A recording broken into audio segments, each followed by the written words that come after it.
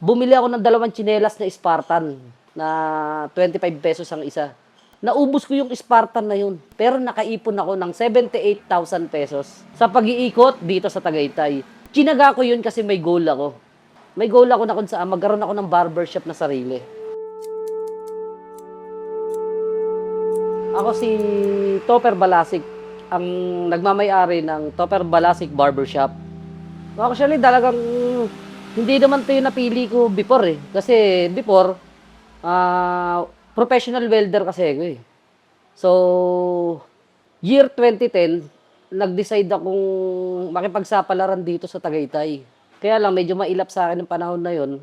So, naging trabaho ko pa rin dito is welder. Pero after that, ng pagiging welder ko, after 2 months, natapos yung project.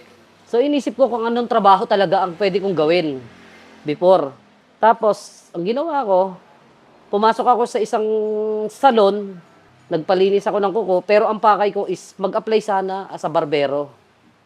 Pero dahil nga nauunahan ako ng hiya, nagpalinis na lang muna ako ng kuko. Pagkatapos nun, nagtanong ako kung may barbero sila, wala naman daw. So sabi ko kasi barbero ako, nagyabang na ako, pero beginner pa lang ako nun. Actually, wala nga akong alam nun eh. Ang alam ko lang nun talaga, humawak ng gunting, pero yung razor, hindi. So, tinry ako nung may-ari, sabi sa akin, itatry kita, kaya lang wala kang sweldo. Pero ang pinaka main purpose ko talaga nun is may matuluyan sana. Dahil wala nga akong tutuluyan dito. So, hinamon ko yung may-ari.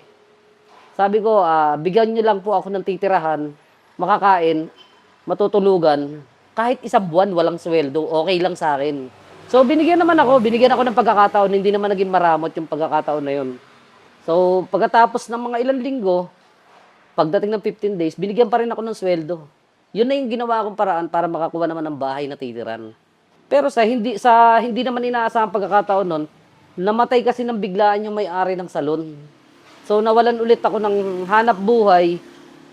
Ang pagkakamali ko nun is, hindi ako kasi nag-prepare ng mga kagamitan para sa data sa pag-a-apply sa ibang barbershop. So, nag-isip ako ng ibang trabaho ulit dito noon. Siguro mga makalipas ang 1, 2 buwan, 3 buwan, medyo nahirapan. Pero kinaya naman. Tapos hanggang naisip kong magbahay-bahay. Magbahay-bahay. Noong nag-start ako magbahay-bahay, ang purpose ng utak ko, kasi kasama ko yung anak kong maliit eh, at the age of 9 years old, iniisip ko noon na makaipon ng pera. Mantakin mo, nakaipon ako noon. Sa pamamagitan ng bumili ako ng dalawang tsinelas na Spartan na 25 pesos ang isa. Naubos ko yung Spartan na yun. Pero nakaipon ako ng 78,000 pesos sa pag-iikot dito sa Tagaytay.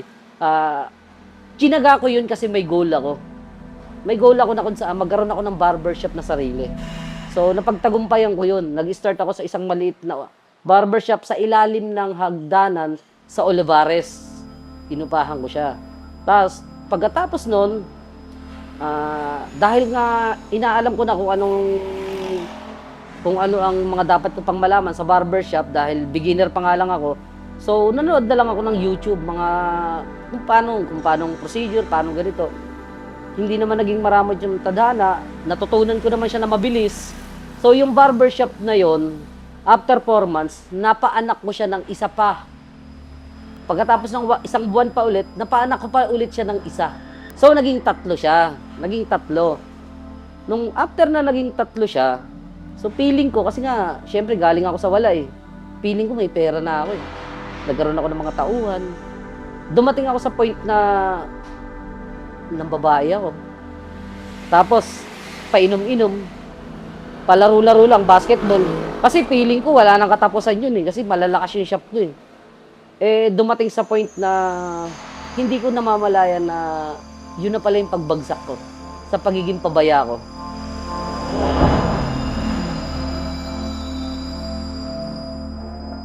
So dumating na nga yung point na yun na nawala lahat yun. So dumating ulit ako sa back to zero.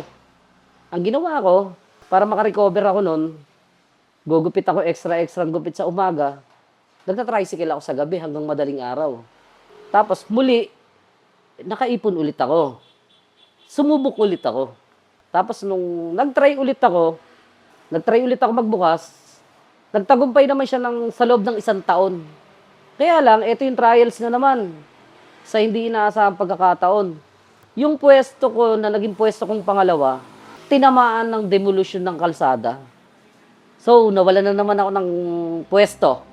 Nung nawalan ulit ako ng pwesto, meron akong baby that time. Hindi ko alam kung paano ko bubuhayin. So, bumalik ako sa tricycle. Nag-isip ulit ako ng paraan. Nagbabahay-bahay ulit ako. Hanggang sa hindi inaasahang pagkakataon nun, meron isang ex-konsehal ng Tagaytay na nagtanong sa akin, Toper, saan na yung pwesto mo ngayon? Ngayon, sabi ko, wala pa po pero meron akong pwesto kahit wala. Meron akong pwesto na makukuha sana, ang problema, wala akong pera. Pero dahil sa nakitaan naman nila tayo naging mabuti naman tayo sa kanila, so binigyan ako ng pagkakataon. Sabi sa akin ng konsehal na yun, ni Konsehal Leo Arante, bibigyan kita ng pera, pan-down. Try mo mag-start bago mo bayaran. So, mula sa pera niya, na 7,000 nun, sinabi ko sa sarili ko na ipakikita ko sa kanya kung paano ko patatakbuhin yung pera na yon. Hindi ko man sa kanya maibabalik yon dahil alam kong mayaman naman yung tao. So, ang ginawa ko, ibinalik ko yun sa mga taong karapat-dapat naman na nasa paligid ko. Yun naman yung mga barbero ko ngayon. Na isa-isa ko silang tinulungan, in-enhance para matuto magbukas, matutong i-manage yung ganitong barbershop. Ituro kung paano iaahon o kung paano mo i-maximize dapat lahat. Kasi hindi naman kasi lingid sa kaalaman ng iba, pag meron ka kasing business na ganito, nandito yung mga trials. Kasi dinaanan ko nga eh. So, ang ginawa ko, bago ko binibitawan yung mga tao ko that time dito, is tinuturo ko sa kanila, pag bumagsak, ganito, diskarte, ganito, ganyan, ganon. So, nakapi naman nila sa akin, kaya ngayon, matagumpay din yung barbershop nila. Sa akin, ganun din naman, kahit papaano, pare-pareho kami. Hindi ko sila tinuring na kalaban, although magkakalapit kami. Ang sabi ko sa kanila, magkakakampi tayo. Bakit? Kasi, isa lang ang larangan ng hanap buhay natin. Pare-pareho tayo mayroong kaldero sa loob ng bahay na kailangan natin lagyan ng bigas, lagyan ng ulam para may maihain at may ipakain sa pamilya natin. So, itinuro ko sa kanila yon na hanggang ngayon, pinakikinabangan nila. Pare-pareho kami. Tapos patuloy lang kami sa hanap buhay hanggang sa, sabi ko nga, dadaan ng flow, dadaan ng pagbaba, paglakas, pagbaba, paglakas. So, ngayon, gumanon man ang panahon, alam na namin pare-pareho, kahit ako yung diskarte, kung paano namin mapagtatagumpayan ulit kahit na bumaba. Ang pinakamasarap is yung bumagsak man kami ng bumagsak, may natutunan kami sa bawat panahon na pagbagsak namin na nagagamit namin sa kasalukuyan. Masarap yung buhay ng isang barbero kasi bakit? Kasi isang gupit mo lang, may pambigas ka na. Pangalawang gupit mo, may pangulam ka na. So, hindi magugutom. Tamad na nga daw pag nagutom pa Diba? Tamad na raw pag nagutom pa. Pero, ang pinakamasarap nga dito kasi, sa simpleng upuan na to, dito'y umuupo yung iba't ibang klase ng tao. May attorney, may mayor, may pulis, na lingid sa kaalaman ng nakararami, na nakakasalamuha namin samantalang hindi naman wala kaming diploma Ang naging weapon lang namin dito is talento kung saan yun ang ipanlalaban namin sa hamon ng buhay.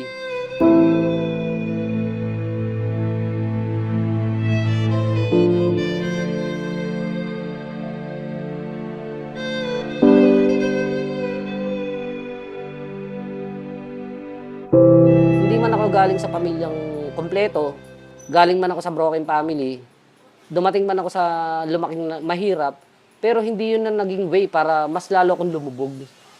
Yun yung naging way para mas tuklasin ko kung ano yung mga dapat sa akin. Na ipinapasalamat ko naman sa taas, kasi bakit? Binigyan niya ako ng napakaraming talento. Na unti-unti ko na lang natuklasan, at ang pinapasalamat ko pa sa kanya, kasi hindi ako nahirapan na tuklasin yun kung bakit. Kusa akong natututunan. Pero hindi ko matututunan yun kung hindi dahil sa kanya, syempre. Binigyan niya ako ng magandang kaisipan. Binigyan niya ako ng experience sa buhay na kung saan marami kong makikilala. Nandun yung may mga maloloko, may mga mababait.